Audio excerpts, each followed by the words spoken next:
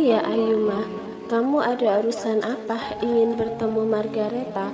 Tanya Matthew sembari fokus menyetir. Zia meninggal, aku ingin memberitahu Margareta dan ingin melihat reaksinya. Meninggal? Iya, belum lama. Kenapa? Zia bunuh diri, tapi tidak sendiri. Zia mengajak Savannah, Azam, dan Azura, mengikat mereka di dalam mobil, lalu terjun ke sungai. Dario dan teman-temannya menolong mereka, tapi sayang, nyawa Azura tak tertolong. Aku turut berduka cita. Ayumah mengangguk. Aku sedih dengan kematian Azura. Aku hanya sempat bertemu sekali, itu pun saat Azura sudah pingsan setelah berhasil diselamatkan dari sungai. Meskipun bukan cucu kandungku, Savannah sangat menyayangi Azura. Sudah seharusnya sebagai ibu Savannah, aku juga menyayangi Azura. Terus gimana keadaan Savannah sekarang? Dia baik-baik saja. Ayumah menghela nafas panjang. Kenapa? Kenapa wajah kamu kelihatan sedih begitu? Apa terjadi sesuatu dengan Savannah? Tanya Matthew khawatir. Savannah baik-baik saja, kandungannya juga baik, tapi Savannah harus terlibat lagi dengan Dario. Terlibat bagaimana? Dario histeris dan nyaris gila setelah kematian Azura. Bahkan waktu itu Dario nggak mau pulang dan memeluk makam Azura. Lalu Helen, si nenek lampir itu, ibunya Dario, datang kepadaku dan memohon agar aku mengizinkan Savannah bertemu Dario. Sebenarnya aku tetap tidak ingin mereka bertemu, tapi Helen berlutut kepadaku.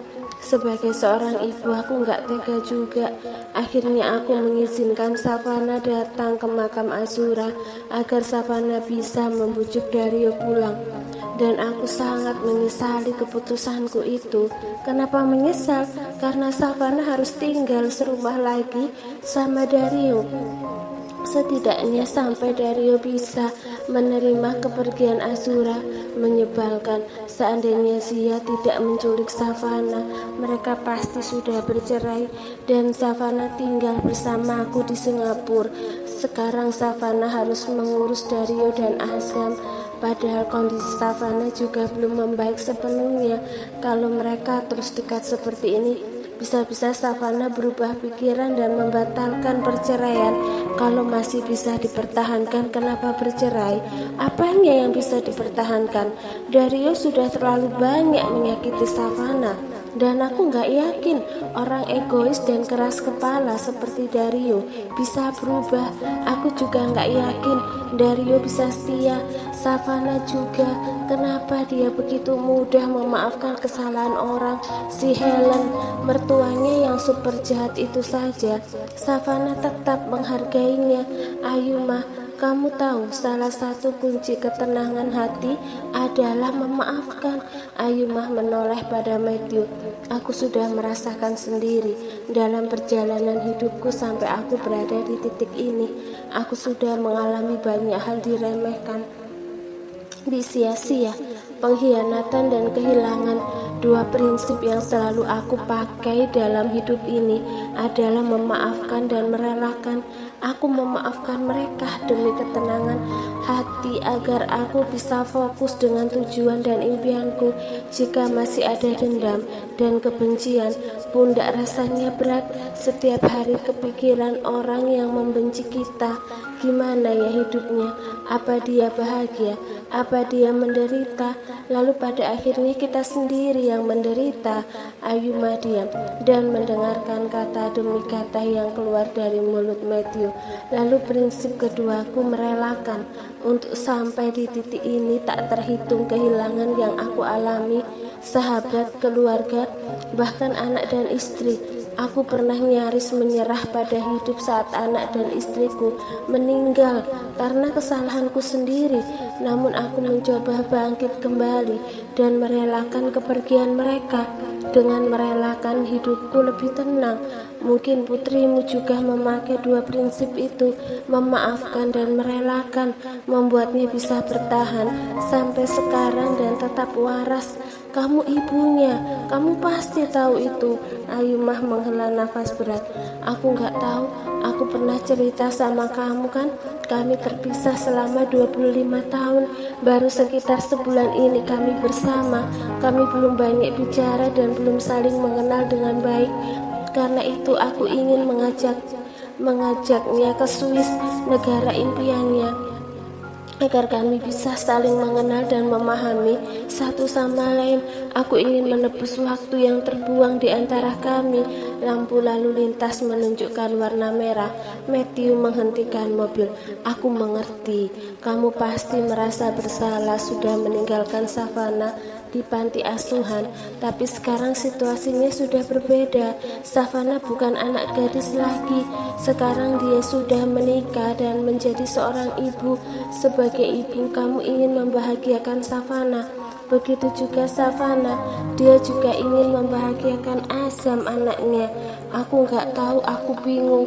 Aku takut semua terulang kembali. Melihat Savannah hampir gila di depan mataku sendiri. Rasanya sakit sekali, Matthew. Matthew mengulurkan tangan dan mengusap lengan Ayuma. Ikuti saja kata hatimu. Aku yakin sebelum mengambil keputusan, kamu pasti sudah memikirkan dengan baik. Ayuma mengangguk. Lampu lalu lintas menyala hijau. Matthew pun melajukan mobil. Mengingat sifat Savannah yang pemaaf, aku yakin kamu juga pemaaf, ucap Matthew. Aku memaafkan tapi tidak melupakan, dan tidak semua kesalahan bisa diberi kesempatan kedua. Contohnya Abian dan Dario, bagiku tidak ada kesempatan untuk mereka. Matthew mengangguk-angguk. Jawaban Ayuma mengisyaratkan dia tidak akan kembali dengan Abian. Namun hati dan takdir siapa yang tahu. Sekarang Ayuma sangat membenci Abian, tapi entah beberapa bulan ke depan atau beberapa tahun ke depan, bisa jadi Ayuma sudah memaafkan Abian dan ingin rujuk kembali. Tergantung kekuatan cinta mereka. Matthew hanya mengetahui sedikit cerita Savannah dan Dario, tapi sepertinya cinta mereka begitu kuat. Buktinya setelah semua masalah yang terjadi, mereka bisa bersatu lagi. Atau mungkin memang sejak awal mereka sudah digariskan bersama. Masalah yang muncul menjadi ujian cinta mereka, dan ternyata mereka bisa melewatinya. Tentang Ayuma dan Abian, mungkin perpisahan mereka juga bagian perjalanan cinta mereka, dan pada akhirnya mereka akan bersatu kembali. Tapi jujur saja, Matthew berharap mereka bercerai sehingga dia punya kesempatan dekat dengan Ayuma. Hampir 2 jam perjalanan, pukul 10, Ayuma dan Matthew tiba di RSJ, tempat Margareta diasingkan. Seperti yang waktu itu, Matthew mengawasi Ayuma dari jauh, sementara Ayuma menemui Margareta di suatu ruangan yang didesain seperti penjara. Sengaja didesain seperti itu untuk mengurangi resiko pasien mengamuk dan melukai orang yang menjenguknya. Ayuma menunggu Margareta muncul dari balik jeruji besi. Lama tidak bertemu Margareta, sapa Ayuma dengan senyum manis. Begitu Margareta muncul bersama seorang perawat, lalu perawat itu undur diri dan menjaga dari balik pintu. Awalnya Ayuma ingin mengeluarkan Margareta dari RSJ ini, tapi begitu mengingat kembali kejahatan Margareta, Ayuma berubah pikiran. Setidaknya Margareta harus merasakan perpisahan dengan Sia seperti yang Ayuma rasakan. Baru setelah Margareta benar-benar berubah, Ayuma akan mengeluarkan Margareta dari sini. Matthew pun punya prinsip memaafkan dan merelakan. Ayuma juga. Ayuma memaafkan tapi hukum tetap berlaku. Jika dengan kata maaf kesalahan bisa diampuni, orang tidak akan belajar. Ada kalanya hukuman diberlakukan untuk memberi efek jerah dan penebusan kesalahan. Selain itu, agar orang mengerti, penyesalan selalu datang di akhir, agar lebih berhati-hati dalam bertindak. Mau apa kamu kesini? mau menertawakan penderitaanku, sinis Margareta. Ayumah mendekat dan menatap Margareta dari ujung kaki sampai ujung rambut. Margareta memakai baju biru seperti pasien rumah sakit biasa. Perbedaannya, baju yang dipakai Margareta dan pasien lain ada tulisannya pasien RSJ beserta nomor telepon pihak RSJ. Matthew bilang agar saat pasien melarikan diri, orang-orang yang menemukan pasien itu bisa langsung menghubungi nomor pihak RSJ. Kondisi Margareta tidak jauh berbeda saat Ayumah membawa Margareta ke sini. Rambutnya berantakan, kulitnya mulai keriput karena tidak perawatan lagi. Kantung matanya membesar, mungkin sering begadang, dan ada beberapa bekas luka di lengan. Mungkin Margareta melampiaskan kemarahan dengan menggores tangannya. Kamu pasti sangat bahagia melihatku menderita seperti ini, ucap Margareta dengan sorot mata kebencian. Sama seperti kamu dan putri kamu kan? Bukannya penderitaanku dan Savana adalah kebahagiaan kamu dan putri kamu? Jangan marah Margareta, aku hanya melakukan apa yang kamu lakukan. Tapi aku tidak pernah memasukkan kamu dan putri kamu ke rumah sakit jiwa. Benar, tapi gara-gara kamu, aku terpisah dengan Savana selama 25 tahun. Selain itu, memang benar, kamu tidak memasukkan Savana ke rumah sakit jiwa. Tapi semua kesedihan dan kemalangan yang dia rasakan sudah cukup menghancurkan mentalnya. Jadi sekarang nikmati saja waktu kamu bersenang-senang di sini, dan aku harap mental kamu juga hancur dan nyaris gila seperti yang Savana rasakan. Sialan kamu Ayumah. Margareta mengulurkan tangan ingin mencabik-cabik Ayumah, tapi sayangnya jeruji besi sialan ini menghalanginya. Aku akan membalasmu. Aku akan membuatmu merasakan penderitaanku berkali lipat. Tidak ada takutnya Ayumah justru tertawa. Sebelum kesini, aku sempat berniat ingin membebaskan kamu. Mungkin saja kamu sudah introspeksi diri dan menyesali kesalahan kamu. Tapi ternyata kamu sama sekali tidak berubah. Justru kamu semakin arogan dan terus menyalahkan orang lain. Padahal semua yang terjadi dalam hidup kamu karena kesalahan kamu sendiri. Tidak ada asap kalau tidak ada api. Kamu memilih lawan yang salah Margareta. Tidak semua orang yang ditindas akan diam saja. Tidak semua orang yang disakiti hanya bisa menangis. Tidak semua orang bisa melupakan kesalahan orang yang menyakitinya. Aku orangnya Margareta. Aku bukan Savana yang bisa mudah memaafkan. Aku tidak akan tinggal diam dan akan membalas setiap penderitaan yang kamu berikan padaku. Margareta mencengkeram jeruji besi semakin kuat. Margareta mengakui kali ini dia memilih lawan yang salah. Biasanya saat Margareta tidak menyukai seseorang, entah lawan bisnis, teman SMA atau kuliah yang lebih sukses atau siapapun yang dia anggap saingannya dan saingan dia, Margareta akan menghancurkan hidupnya, dan selama ini tidak ada yang berani melawannya balik. Tapi Ayumah, perempuan ini terlihat lemah lembut dari luar, tapi di dalamnya sangat-sangat kejam, apalagi jika ada yang menyangkut orang-orang yang dia sayangi. Ayumah bisa lebih menakutkan daripada induk singa. Kenapa diam? Ayo ngomong lagi. Teriak sekencang mungkin, menangis histeris mungkin. Sekarang penderitaan kamu adalah sumber kebahagiaanku Margareta. Ayumah tertawa. Kalau kamu jahat begini, apa bedanya kamu denganku? Kamu bahkan lebih jahat daripada aku. Ayumah berdecit. Aku lebih jahat daripada kamu. Oke, mari kita uraikan satu persatu. Aku tidak pernah menusuk teman dari belakang. Aku tidak pernah mencoba melenyapkan sahabat yang sudah aku anggap sebagai saudara kandung. Aku tidak pernah merasa iri dengan kebahagiaan teman sendiri.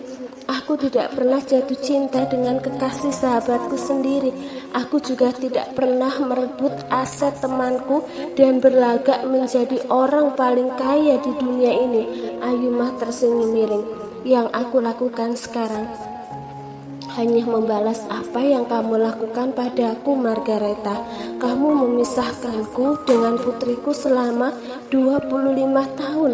Maka nikmati 25 tahun kamu tinggal di sini dan berpisah dengan putri kamu.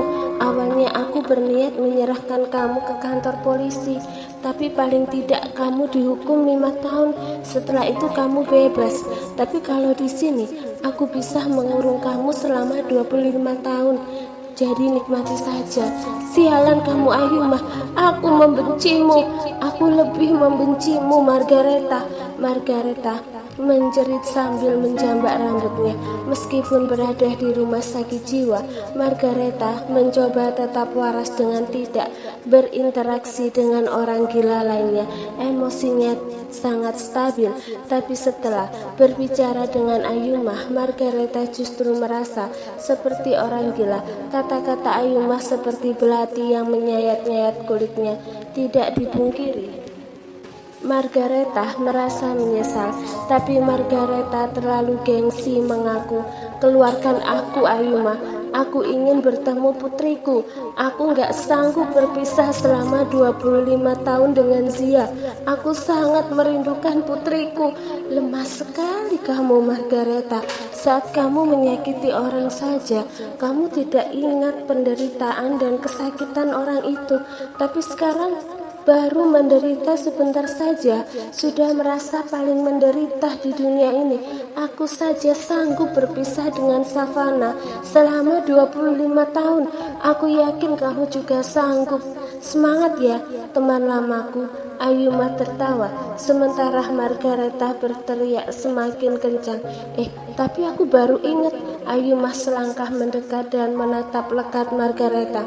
Tentang putri kamu. Untuk 25 tahun ke depan maupun selamanya kamu tidak akan pernah bisa bertemu dengan Zia lagi. Apa maksud kamu? Ayumah merogoh tas dan mengeluarkan 2 lembar foto, lalu menyerahkan pada Margareta. Foto itu adalah foto Zia. Ayumah mendapatkannya dari Randy. Randy mendapatkan foto itu dari tim SAR yang mengevakuasi mayat Zia di sungai. Apa ini? Ambil saja dan lihat sendiri, tapi jangan terkejut ya.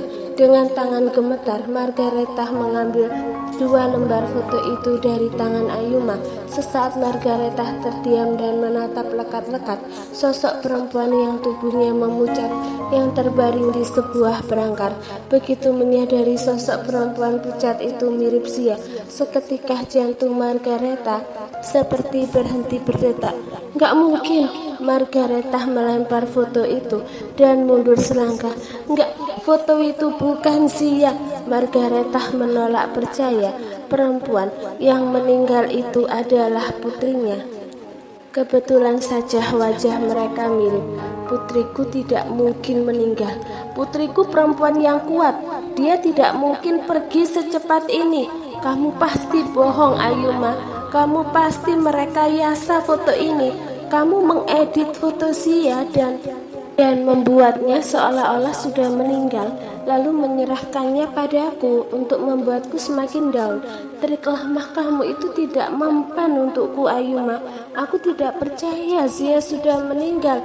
Margareta tertawa menertawakan Ayumah yang dia pikir berbohong.